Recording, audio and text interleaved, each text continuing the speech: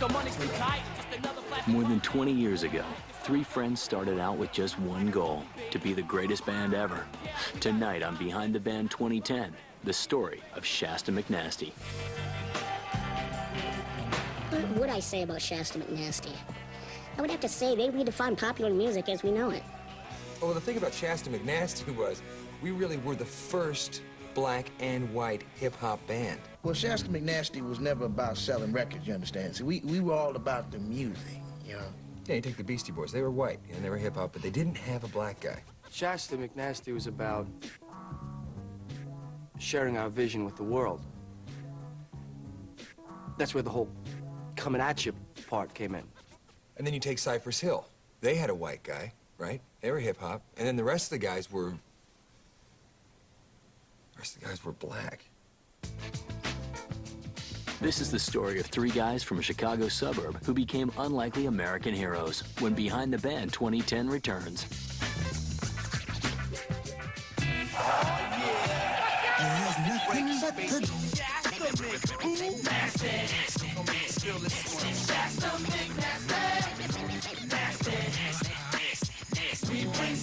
Record deals, bad women and all. Getting paid off this music till the label took a fall. Living by the beach, reaching out to each. A dog and three of us make Shasta Mcnasty. Shasta Mcnasty. Shasta Mcnasty.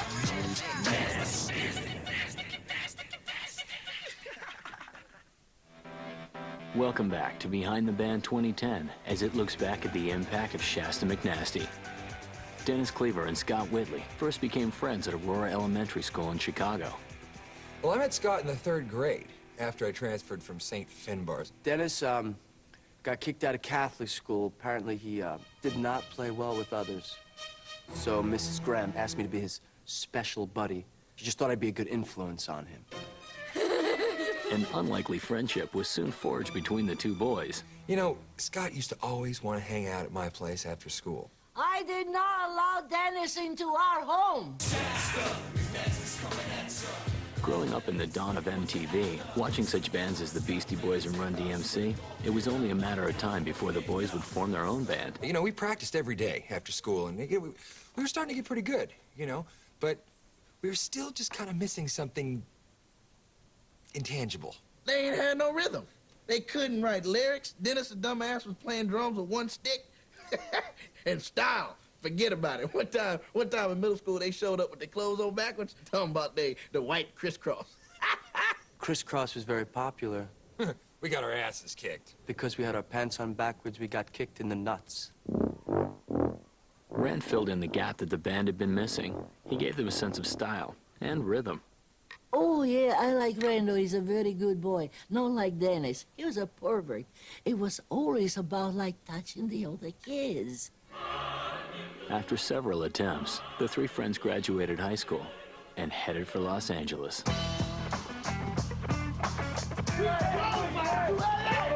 Yeah! Hey, come on! Got to go! Go to be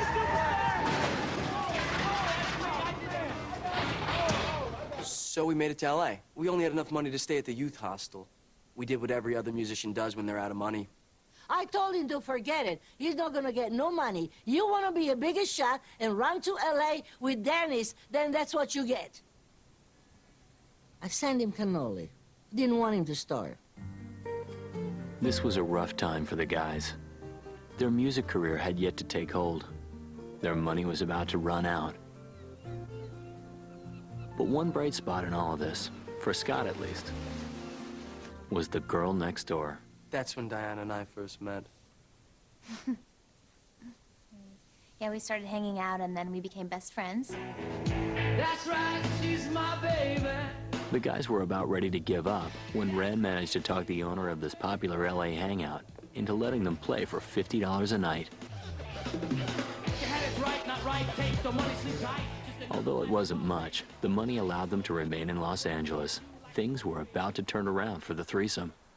So I stopped by the club that night and, you know, check out the new talent, see what the kids were listening to. Could you back off? Back off! Ow! Good buddies of mine. and I saw that there was a band there called Shasta Hi, Bubba. Shasta Mcnasty, and I thought, you know, what the heck kind of name is Shasta Mcnasty? But then I heard them, and they were like, wow, you know, they were so raw and explosive. Am I talking to you? No. Oh, God. So, I mean, I wasn't going to be the one to let the Mcnasty boys get away. Okay. I've got to go. It's nap time.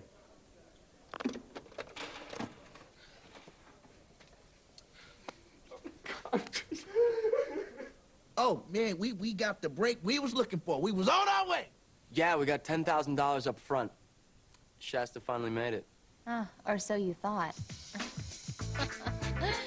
Although the guys had managed to secure a deal, the real test would be finishing the album before the money ran out. We are now living La Vida Loca. What the hell? What did you guys buy? What? No, just a couple things, you know, spice up the pad. You know. I thought we agreed not to spend all our money. We didn't spend all the money. Yeah, what the hell you buy? Nintendo 64! Look at it! As far as the music business goes, we had the talent. We just lacked the discipline. They were lazy. You can even turn around, you know, and do something like this. Perfect, perfect. Make eye contact. Fearing their lack of discipline, the guys agreed to hire longtime friend Vern Valentine as band manager. One leg up. You can slide, you can do whatever. They needed focus. They begged me to help them, and I told them I'd be there for them. For 20% of the girls, of course. I ain't got none, man. Let's get something to eat. Hey, locked in. Hey, open the door, man. A little help. Open up the door! Open the door, Vern! Vern! I'm not hearing any music. Vern! Open the door, Vern! Less pounding, more music. We ain't got nothing. Hey, I'm gonna kick your ass. Open it! Open the door, Vern! Hey! Open the door! Damn door, man! They called me Attila the Vern. But thanks to me, they got the album done. Guys! Guys, get in here quick! What? Wake up! What? What? The radio! What? I don't hear no damn radio. No, turn on the radio. Your song is playing. Oh! Turn it on, man.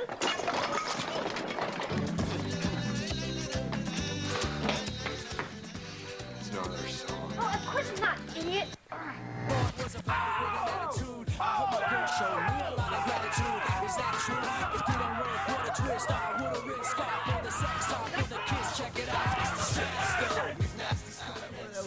That was the greatest moment of our lives. It was the first time we heard our music on the radio. But it wouldn't be their last. The album was a hit. The song Shasta Mcnasty Coming At Ya made it all the way to #1. Two other songs from the album also made the charts. Oh, the teen crowd loved the Shasta Mcnasty. Prepubescent girls everywhere were hanging posters of them, you know, on their walls. And please, keep talking to me. I've got 4 minutes left. I got another interview. No, I can, you didn't, hey, no, wait! Wait! Ask me about my childhood, anything, please! Oh. The effects of stardom were beginning to change all of their lives, but this newfound wealth was affecting Dennis the most.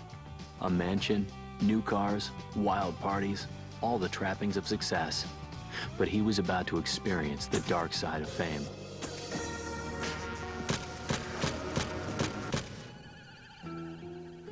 Oh, well, I've seen it happen 1,000 times.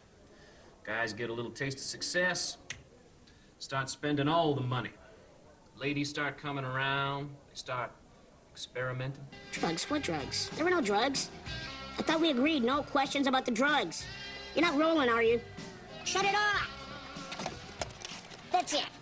I'm suing your asses. Look, Dennis was under a lot of pressure. His shoulder was hurting from the repetitive drumming motions. So-called drugs. It was just prescription pain medication. Yeah, I was doing the red ones and yellow ones and you know, those little capsules. And pretty soon that wasn't enough. So then it went on to, fistfuls of, Prescription pain medication. kind of turned into snorting. Pain medication. And that kind of just went into shooting, black. Prescription pain medication. Yeah. The guys were just so young to be dealing with this kind of fame and pressure. I really tried to be there for them.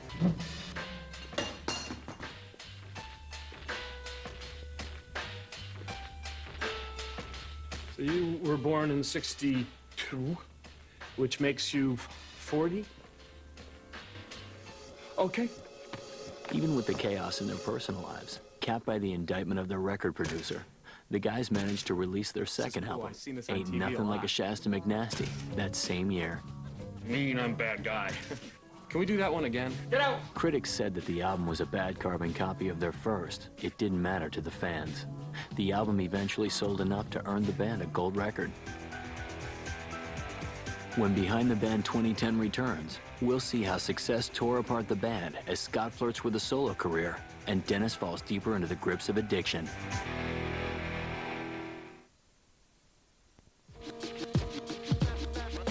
When the excitement from the success of their second album began to fade, the inner turmoil came to a head. I felt Shasta wasn't going anywhere musically.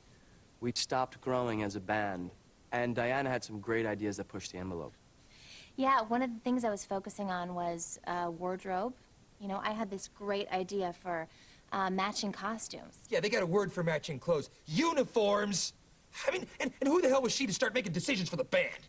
They were just mad because they didn't think of it first. The guys were arguing about wardrobe, and I'd come up to them and say, there's a concept. Write a frickin' song!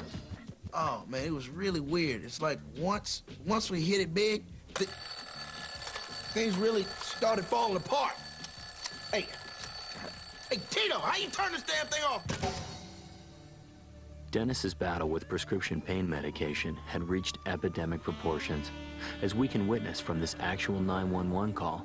911, what's your emergency? This is bad, Dad. We can't get him to wake up. They're telling me he took a large quantity of Black tar heroin! Gotta be black tar heroin. Okay, it's black tar heroin. Get the adrenaline out of his freezer. Oh, stab him in the heart! Oh, dear God, it's dead! Ma'am, are you still there? Oh, man. Another needle in my chest. What the hell, you guys trying to kill me? Ma'am? Never mind. Despite their inner turmoil, Shasta Mcnasty managed to release their next album. It was one of the lowest-selling records of all time. Drastic measures needed to be taken. Okay, sorry we're late. Yeah, I thought this was supposed to be a band meeting. Now, I know we're all disappointed about what happened with their last album. But don't worry, I got a plan. Dude, face it, Shasta Mcnasty's over. We don't get any more airtime. The press has started to make fun of our name. We're through. Dude, they always made fun of our name, man. None of that matters anymore because we're going to change our name. No way. Yeah, I like our name. Now, all we have to do is drop the Mcnasty, and people will come on board for Shasta. Look, they're still gonna know it's us. Not with our new sound. What new sound?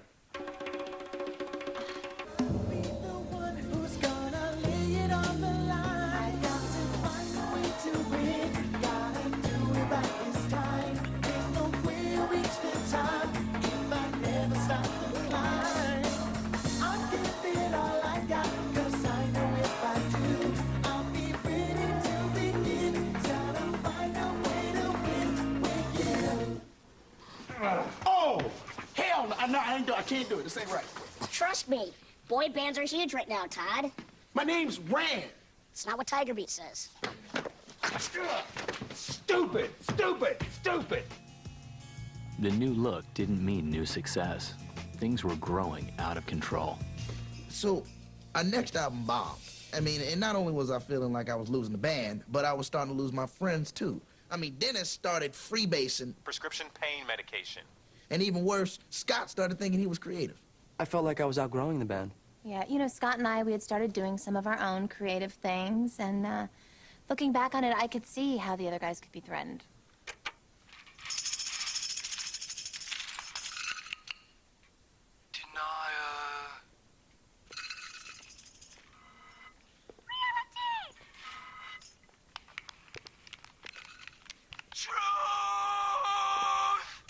Oh, come on, man. A good part was just coming up. Dude, are you guys high?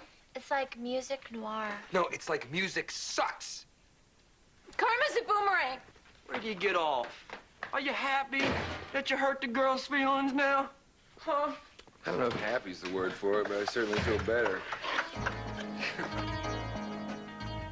Scott and Diana's relationship was beginning to put a strain on the band. What are you trying to say? I'll tell you what I'm trying to Let's say. calm Get down. out here. Something to say. Let him say what he's got to Okay, say. fine, Let him say it. fine. You are whipped. Oh, yeah? Well, I quit. I quit. You guys can't survive without me because I am the band. Yeah, right. That's a joke. I'm the band. Hey, listen, we're all the band here. You're not the band, man. Yeah, it's never really were the band. After a long period of soul searching, the guys decided to pursue solo careers.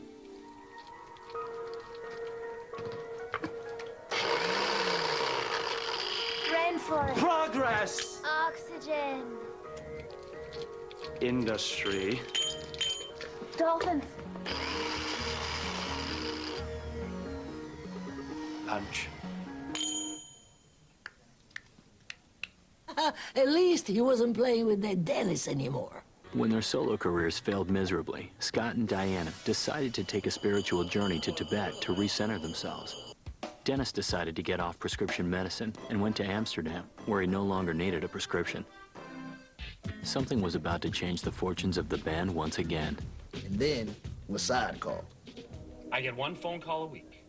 Why are we here, Rad? I'm gonna tell you in a minute. By the way, nice robes. Hey. Yo, whoa, this isn't a surprise party, man. Hey, what's he doing here? Is this an intervention? No, Dennis, don't need that.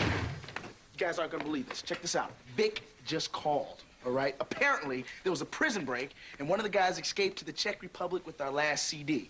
He's a DJ now, and we're rocking in Prague. #3 on the charts, baby. Wow, man, that's great. Where's Prague?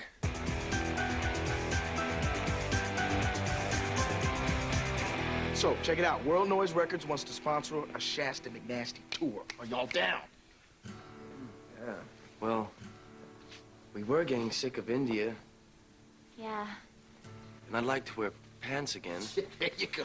Yeah, All right. me too. But no, dude, to tell you the truth, yeah, I got kicked out of Amsterdam, and it's kind of hard to do. Yeah, right, man. All right, so we're doing this. Yeah, let's do it. All right. Now, we got to take care of some things, though. First thing, we got to put McNasty back in the name, all right? Second off, let's do the damn music that put us here. No more blender noises, man. Damn. Yeah, man. Blender noises. All right. All right? All right. Third thing, Dennis. Rehab. No, Can you do that? Dude, I'm fine. All right. Shasta McNasty's back.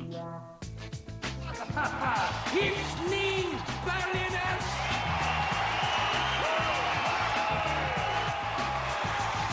Diana accompanied the band as their press agent. She and Scott were married halfway through the tour in a traditional, clothing-optional Lithuanian celebration.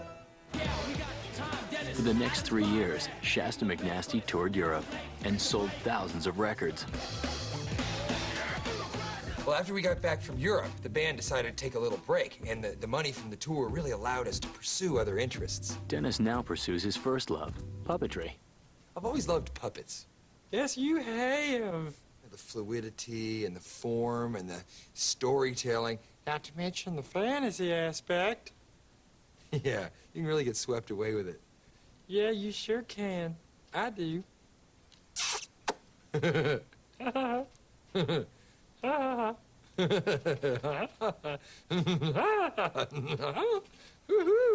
Woohoo! Graham, or as he's better known today, DJ Ice Mocha, still makes music. Yeah? That's a little something I invented. Little old school technique I perfected. Little something for you. On the 1, 2, 3. True. You know, I've come up a little bit since my days in Shasta McNasty. But, you know, Scott and Dennis are always going to be my homeboys. You know, straight up. And I do believe the music we created is something that still influence the kids. Damn it! Tito! Give me it, man! Turn this thing off, man! Jesus Christ! Hey, kill it! Break noise! I hear noise, man! I hear noise! Thank you. What was I saying? Good rap, honey. Scott and Diana can now be heard in hotels all across the Las Vegas Strip, performing many of the Shasta McNasty classics. Ooh. Ooh, there's only 2 of us now.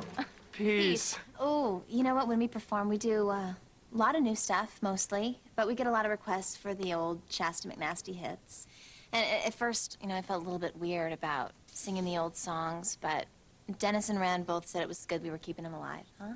I would get kind of angry when people would request Ain't Nothing But the Shasta McNasty, but then I thought to myself, how could I blame them? This music was a big part of our 0 years. Ain't nothing but the Shasta. McNasty coming at ya. Ooh, that was a good one. There's nothing but the Shasta.